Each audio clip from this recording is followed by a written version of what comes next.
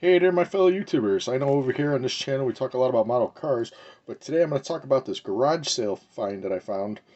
Because found, finds. Anyways, found this guy for a quarter. This is a 1978 Oldsmobile 442. Check out this guy. This guy's pretty cool. Picked this up for a quarter. I saw it sitting there, really cool. It's got the 1978 date on it, made in Malaysia, flat out 442, metal base. Really cool. Anyways, I was looking this up here, brought it home. Thought it was a really cool car. Brought it home, did a little research on it. This is a 1984 release of this car, and apparently this green is super rare. So how do you like that? So this was only available in Canada apparently. I have one. So I was looking on eBay.